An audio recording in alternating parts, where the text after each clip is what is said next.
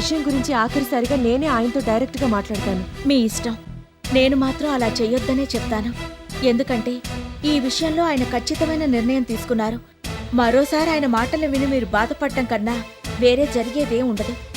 మీరిక దీని గురించి ఆయన దగ్గర ప్రస్తావించకుండా ఉండటమే మంచిది. బాగా ఆలోచించి మీ వెల్ విషర్గానే ఇదంతా చెప్తున్నాను. Please try to understand the situation. మీరిక ఈ ప్రస్తావన ఆయన దగ్గర తీసుకురాకపోవడమే మీకు ఆయనకి మంచిది. ఆయన మనసులో మాట తెలుసుకున్నారు కాబట్టి మీరు మీ నిర్ణయం మార్చుకుంటే చూసేవాళ్లకి హుందాగా ఉంటుంది. మీరు నాకన్నా వయసులో చిన్నవారు కాబట్టి కొంచెం చనువు తీసుకుని ఇలా సలహా ఇస్తున్నాను. ప్లీజ్ డోంట్ మిస్అండర్స్టాండ్ మీ. అలాంటిదేం లేదులేండి. మీ నాన్నగారితో వెంటనే ఈ విషయం గురించి చెప్పండి. రమేష్ గారి నిర్ణయం గురించి ఆయనకు ముందే తెలుసు. మీకు ఇంకో మంచి సంబంధం వెతికి పెడతారు. నేనా పని వెంటనే చేయలేను. రమేష్ గారిని మర్చిపోవడానికి కొంత సమయం పడుతుంది. I need some time.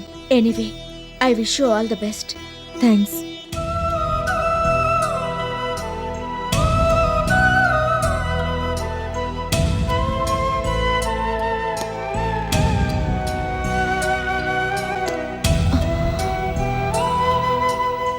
Sarika మెంటాలిటీకి నా మెంటాలిటీ కుదరదని నాకు అర్థమైపోయింది.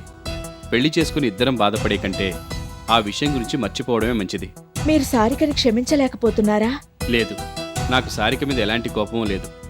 కాకపోతే తన మెంటాలిటీ నాకు సూట్ అవ్వదని అర్థమైంది. అందుకే తనని పెళ్లి చేసుకోవాలనుకోవడం లేదు. నేను ఈ విషయం గురించి తనతో క్లియర్గా చెప్పాను. ఇంకా ఈ పెళ్లి గురించి తను మర్చిపోలేదంటే ఆశ్చర్యంగానే ఉంది. నేను బాగా ఆలోచించే ఏ నిర్ణయమైనా తీసుకుంటాను. ఈ పెళ్లి జరిగితే మేమిద్దరం హ్యాపీగా ఉండం. సారిక మనస్తత్వంలోనూ మాట తీరులోనూ మార్పు వస్తే మీరు మీ అభిప్రాయాన్ని మార్చుకుంటారా? చిన్నప్పటి నుంచి అలవాటైనవి వద్దనుకుంటే అంత ఈజీగా పోవు. సారిక మనస్తత్వంలో మాట తీరులో ఎలాంటి మార్పు రాదని నాకు ఖచ్చితంగా తెలుసు. అందుకే నేను ఆ పెళ్లి గురించి ఆలోచించడం మానేశాను. తను చిన్నపిల్లలా ప్రవర్తించడం మానితే మంచిది. ఈ విషయంలో నేను నా నిర్ణయం మార్చుకోను. అలా అని తనకి స్పష్టం చేశాను కూడా. ఇంకా ఇదే విషయం గురించి ఆలోచిస్తుందంటే అది అమాయకత్వం అనుకోవాలో మొండితనం అనుకోవాలో నాకు అర్థం కావడం లేదు. తను ఎలాగూ ఈ టాపిక్ గురించి నీ దగ్గర మాట్లాడింది కాబట్టి నువ్వే తనకి నచ్చజెప్పు. మా ఇద్దరి మెంటాలిటీస్కి కుదరదని నేను స్పష్టం చేశానని చెప్పు. నా గురించి మర్చిపోయి వాళ్ళ నాన్నగారు తెచ్చిన సంబంధం చేసుకోమను.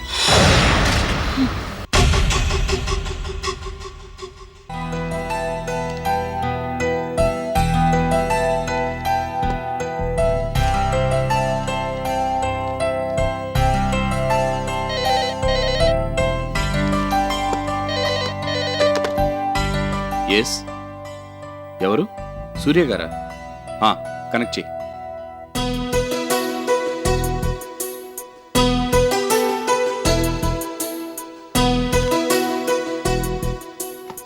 నమస్తే సూర్య గారు, బాగున్నారా? నేనే మీకు ఫోన్ చేద్దాం అనుకుంటున్నాను. ఇంతలో మీరే చేసేశారు. నేను ఇవాళ మాధవ్తో మాట్లాడాలనుకుంటున్నాను. మీరేం వర్రీ కాకండి. I will do my best. లేదు, ఏం పర్వాలేదు. It's okay. తనతో మాట్లాడాక నేను మళ్ళీ మీకు ఫోన్ చేస్తాను, సరేనా? ఓకే, ఉంటానండి.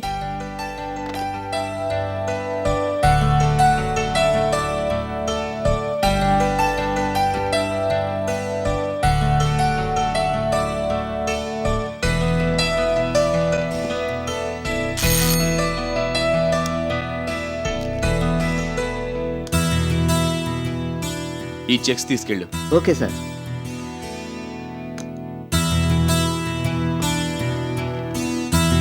మాధవి మేడం సీట్లో ఉన్నారా? ఉన్నారు సార్. నేను ఒకసారి పిలిచానని చెప్పు. అలాగే సార్.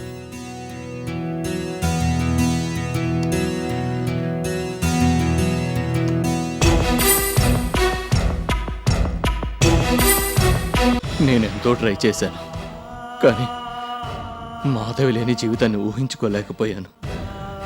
తను నన్ను కాదనుకున్నాక ఇక బతకడం వేస్ట్ అనిపించింది. అందుకే ఇలా చేశాను. నాకు ఎవరిని ఇబ్బంది పెట్టడం ఇష్టం లేదు. అలాగని నిరర్ధకమైన బతుకు బతకలేను.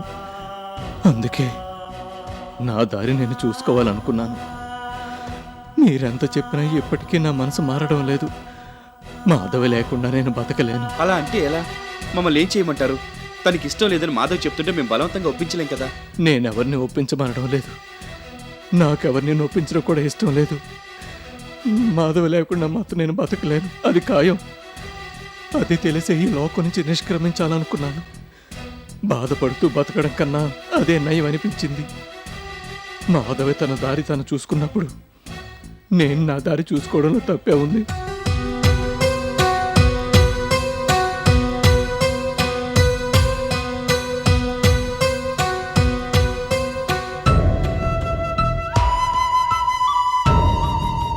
ఓకే, మీ బాధ చూడలేకపోతున్నాను. ఏదో ఒకటి చేసి మాధవికి నచ్చ చెప్తాను. But please give me some time.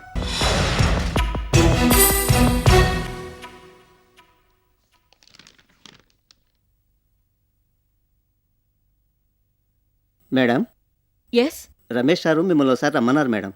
సరే ఇప్పుడే వెళ్తాను.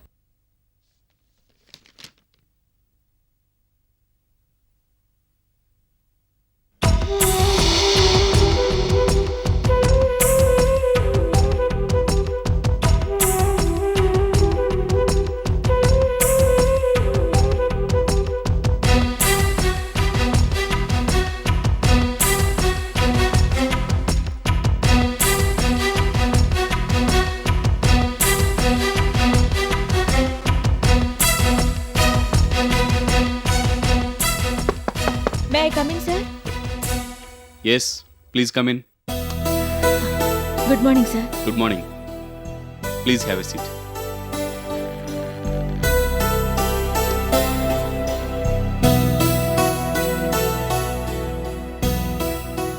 నువ్వు ఈ మధ్య సూర్య గారిని కలిసావా? ఆయన హాస్పిటల్లో ఉన్నప్పుడు వెళ్ళి చూశాను. ఆ తర్వాత ఆయన డిశ్చార్జ్ అయ్యాక ఇంటికి ఒకసారి వెళ్ళి కలిశాను. ఐసీ. ఆయన చేసిన పనికి నువ్వెలా ఫీల్ అయ్యావు? విషయం తెలుసుకుని బాధపడ్డాను. ఆయన అలా ప్రవర్తిస్తాడనుకోలేదు. నువ్వు లేకుండా ఆయన బతకలేడంట. బాగా డిప్రెస్ అయిపోయి ఆయన సూసైడ్ అటెంప్ట్ చేసుకున్నారు. చావు దేనికి పరిష్కారం కాదు. ఆయనే ఇలిటరేట్ కాదు, బాగా చదువుకున్నాడు. పరిస్థితిని అర్థం చేసుకుని అడ్జస్ట్ అయ్యి ఉంటే బాగుండేది. అది ఆయన వల్ల కావడం లేదట. నువ్వు లేని జీవితం ఆయన ఊహించుకోలేకపోతున్నారట. ఆయన అలా ఆలోచిస్తే ఎవరు మాత్రం ఏం చేయగలరు సార్? నా నిర్ణయం గురించి ఆయనకి తెలిసింది కాబట్టి ఇక ఆయన ఆ విషయాన్ని మర్చిపోయి ఉంటే బాగుండేది. ఇంతకీ ఇప్పుడు నువ్వేమంటావు? ఇప్పుడు నేను కొత్తగా అనేది ఏముందండి? నా నిర్ణయం ఇంతకు ముందే తెలియజేశాను కదా. నువ్వు లేని బతుకుని ఊహించుకోలేక ఆయన సూసైడ్ అటెంప్ట్ కూడా చేసుకున్నారు. ఇప్పుడు కూడా నీ నిర్ణయం మార్చుకోవా? నా నిర్ణయం ఎట్టి పరిస్థితుల్లోనూ మారదు. ఆయన ఆత్మహత్యా ప్రయత్నం చేశాడని తెలుసుకుని చాలా బాధపడ్డాను. ఆయన ఆ ప్రయత్నం చేయకుండా ఉంటే బాగుండేదని అనుకున్నాను. ఆయన పరిస్థితి తెలుసుకుని జాలిపడ్డాను. ఇప్పటికైనా ఆయన పరిస్థితిని అర్థం చేసుకుని అడ్జస్ట్ అవ్వడానికి ప్రయత్నిస్తే బాగుంటుందనుకుంటున్నాను. అంతకుమించి ఇంకేం లేదు. ఆయన ఏం చేసినా నా నిర్ణయం మాత్రం మారదు సార్. మానవతా దృష్టితో ఆలోచించొచ్చు కదా. తనకు మారిన ధర్మం మొదలు చెడ్డ బేరం అన్నారు. ఒక వ్యక్తితో జీవితం పంచుకోవాలంటే ప్రేమ ఉండాలి గాని జాలి దయ కాదు. ఇప్పుడు నేను సూర్య మీద సింపతి చూపెడితే ఆ తర్వాత ఇద్దరం బాధపడాల్సి ఉంటుంది. నేను బాగా ఆలోచించే ఈ నిర్ణయం తీసుకున్నాను. నువ్వు చెప్పేది నిజమే, కానీ అతను నువ్వు లేనిదే అసలు బతకలేనంటున్నాడు కదా. తన ప్రాణాల మీదకి తెచ్చుకున్నాడు. అది అతను అనాలోచితంగా చేసిన పని. తొందరపడి ఆ నిర్ణయం తీసుకున్నాడు.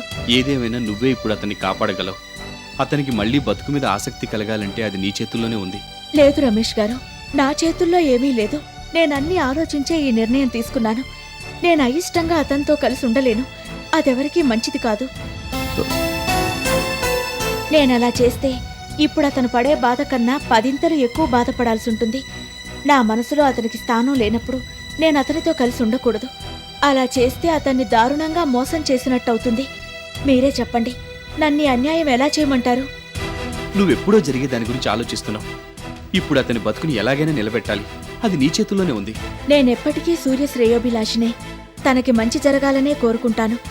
ఓ స్నేహితురాలిగా నాకు చేతనైన సాయం చేస్తాను. అతను ప్రస్తుతం ఉన్న డిప్రెషన్లోంచి బయటపడటానికి నా వంతు ప్రయత్నం నేను చేస్తాను. అతను అడ్జస్ట్ అవ్వటానికి హెల్ప్ చేస్తాను. నేను ఈ నిర్ణయం ఎందుకు తీసుకున్నానో అతను అర్థం చేసుకునేలా చేయగలిగితే చాలు. అది ఇప్పుడు నువ్వు చేయలేమోనని నా భయం. అతనిప్పుడు ఎవరి మాట వినేలా లేడు. నువ్వెలాగైనా తన దగ్గరికి తిరిగి రావాలని గట్టి పట్టుదలతో ఉన్నాడు. అదతని మొండితనం. దానివల్ల ఎవరికీ ప్రయోజనం ఉండదు. అతను చెప్పినట్టు చేస్తే ముందు ముందు మేమిద్దరం బాధపడాల్సి ఉంటుంది.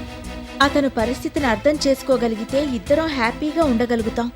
తన మనసుకి నచ్చిన మరో వ్యక్తితో అతను హాయిగా ఉండొచ్చు. నువ్వు చెప్పేదంతా కరెక్టే, కానీ అతను ఎవరి మాట వినేలా లేడు. తను అనుకున్నది నెరవేరాలని భీష్మించు కూర్చున్నాడు. నువ్వు కాదంటే మళ్ళీ ఏదన్నా అఘాయిత్యం చేసుకుంటాడేమోనని నా భయం.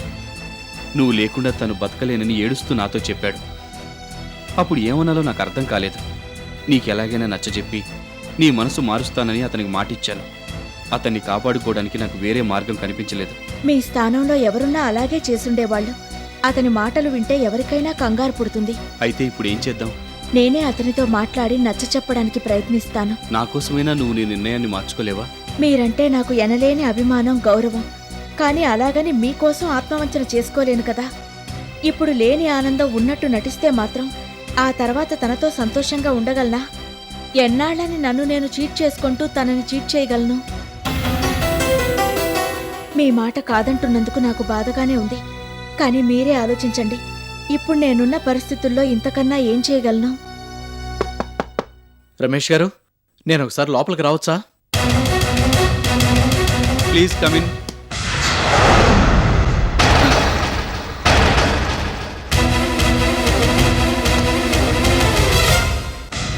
నేను చాలా పొరపాటుగా ప్రవర్తించాను, నన్ను క్షమించండి. మీరేం మాట్లాడుతున్నారో నాకు అర్థం కావడం లేదు. నాతో జీవితం పంచుకోమని మీరు మాధవ్ పైన ఎటువంటి ఒత్తిడి తీసుకురావద్దు. తనకి ఏది ఇష్టమో అది నేను చేయడానికి సిద్ధంగా ఉన్నాను. మాధవ్ మనసులో ఏముందో తెలుసుకోలేకపోయాను. అందుకే అలా మొండిగా ప్రవర్తించాను. అనవసరంగా మిమ్మల్ని కూడా చాలా ఇబ్బంది పెట్టాను. I'm extremely sorry. ఇక మాధవ్ నేను ఎటువంటి ఇబ్బంది పెట్టను. నేనెంతసేపు నా గురించి ఆలోచించుకున్నాను కానీ మాధవి ఈ నిర్ణయం ఎందుకు తీసుకుని ఉంటుందా అని తెలుసుకోవడానికి ప్రయత్నించలేదు. ఇవాళ వాళ్ళ అమ్మగారితో మాట్లాడినప్పుడు మాధవ్ మనసులో మీరున్నారని నాకు తెలిసింది.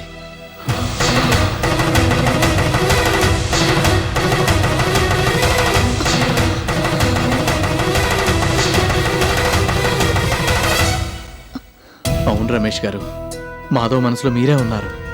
అందులో ఇంకెవరికీ స్థానం లేదు. అది తెలుసుకోకుండా మాధవ్కి ఎలాగైనా నచ్చజెప్పాలని నేను ఆలోచించాను. పెద్ద తప్పే చేశాను. ఇందాక మాధవ్ వాళ్ళ ఇంటికి వెళ్ళాను. మీరు మాధవ్ను ఒప్పించే ప్రయత్నంలో ఉన్నారని వాళ్ళ అమ్మగారితో అన్నాను. అప్పుడు ఆవిడ బాధపడుతూ నాతో ఈ విషయాన్ని చెప్పింది. మాధవే మిమ్మల్ని పెళ్లి చేసుకోవాలనుకుంటుందట. ఆ విషయం మీతో కూడా ఆవిడ ఒకసారి చెప్పిందట. అవును, కానీ మీరప్పుడే మాధవ్తో ఈ విషయం గురించి మాట్లాడుంటే వ్యవహారం ఎంత దూరం వచ్చేది కాదు. మాధవ్ నా దగ్గరికి తిరిగి వచ్చేయాలని నేను మగ్గుపట్టు పట్టు ఉండేవాడిని కాను. మాధవ్ గురించి నేను మీకు కొత్తగా చెప్పగలిగిందేమీ లేదు. తనది చాలా ఉన్నతమైన మనస్తత్వం. మీకు అన్ని విధాలుగా సరిపోతుంది. నేను తనకు విడాకులు ఇచ్చేస్తాను. మీరు తనని పెళ్లి చేసుకోండి. నాకు మాధవ్ సంతోషం ముఖ్యం. మీరిద్దరూ ఆనందంగా ఉంటే నాకు అంతకన్నా కావాల్సింది ఇంకేం ఉండదు. నేను ఆవేశంలో ఉంటున్న మాటలు కావేవి. బాగా ఆలోచించి చెప్తున్నాను. మాధవ్ మనసు తెలుసుకోలేక చాలా మూర్ఖంగా ప్రవర్తించాను. అదంతా ఆలోచిస్తుంటే నాకు ఇప్పుడు చాలా సిగ్గేస్తుంది. I'm feeling very embarrassed. నాకిప్పుడు మనసులో ఎటువంటి బాధ లేదు. మనస్ఫూర్తిగానే ఈ మాటలు అంటున్నాను. మీరు మాధవని పెళ్లి చేసుకోండి.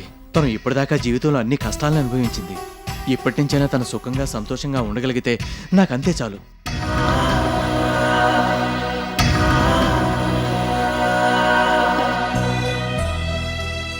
నీ మనసు తెలుసుకోలేక నిన్ను చాలా ఇబ్బంది పెట్టాను. I'm very sorry. నీ మంచితనాన్ని మరో రకంగా అర్థం చేసుకున్నాను. ఇక నువ్వు నా గురించి ఆలోచించొద్దు. నేను ఆనందంగా పక్కకు తప్పుకుంటాను. నువ్వు రమేష్ గారిని పెళ్లి చేసుకుని కొత్త జీవితాన్ని ప్రారంభించు. I will be the happiest person.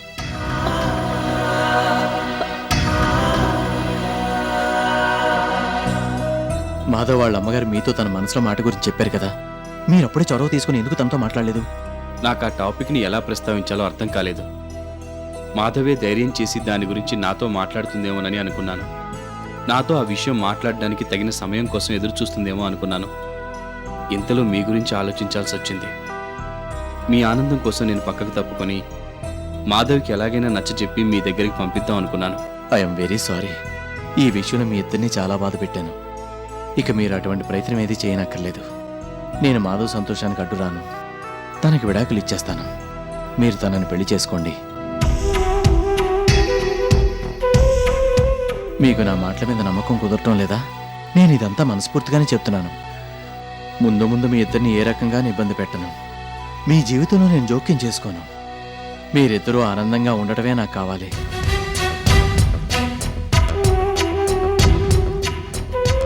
మీకు నా మాటల మీద నమ్మకం కుదరాలంటే నేనేం చేయాలి? మీ మాటల మీద నమ్మకం కుదరక కాదు. మరి ఇంకా దేని గురించి ఆలోచిస్తున్నారు? ఏం లేదు. మీకు మాధవ్ మనస్తత్వం గురించి పూర్తిగా తెలుసు. తను ఎంత సిన్సియర్ వర్కరో మీకు నేను వేరే చెప్పనక్కర్లేదు. తనకి మీ మీద ఎంత ప్రేమ ఉందో వాళ్ళ అమ్మగారి మాటల ద్వారా నాకు అర్థమైంది. మిమ్మల్ని అంతగా ఆరాధించే వ్యక్తిని మీరు పెళ్లి చేసుకుంటే తప్పకుండా సంతోషంగా ఉండగలుగుతారు. మాధవ్ని చేసుకోవాలంటే మీకు వేరే అభ్యంతరం ఏదైనా ఉందా? చెప్పండి. మాధవ్ మిమ్మల్ని ఆరాధిస్తుంది. తన మనసులో మీకు తప్ప మరెవరికీ స్థానం లేదు. That is very clear. మిమ్మల్ని అంతగా ఇష్టపడుతున్న మాధవ్ని చేసుకోవడానికి మీకే అభ్యంతరం ఉండదని నేను అనుకుంటున్నాను. అలాంటిది ఏమైనా ఉంటే దయచేసి నాతో చెప్పండి. నాకు ఏ అభ్యంతరం లేదు. నేను దాని గురించి ఎక్కువగా ఆలోచించలేదు, అంతే. ఇప్పుడు నేను అడుగుతున్నాను కదా, ఈ విషయంలో మీ నిర్ణయం ఏంటి చెప్పండి. మాధవ్ మంచితనం గురించి నాకన్నా బాగా మీకు ఎక్కువ తెలుసు అనుకుంటున్నాను. ఏంటి మీరేం మాట్లాడటం లేదు? ఇప్పుడు కూడా నేను తొందరపడి మీ మీద ఒత్తిడి తీసుకొస్తున్నానేమో నాకు తెలీదు. మాధవ్ సంతోషంగా ఉండాలన్న ఆతృతతోనే నేను ఇలా అడుగుతున్నాను. మీ నిర్ణయం ఏంటో వెంటనే కాకపోయినా త్వరలోనే నాకు తెలియజేయండి. తనను మీరు పెళ్లి చేసుకుంటే ఎంతో హ్యాపీగా ఉంటారని మాత్రం నేను చెప్పగలను. ఏమంటారు?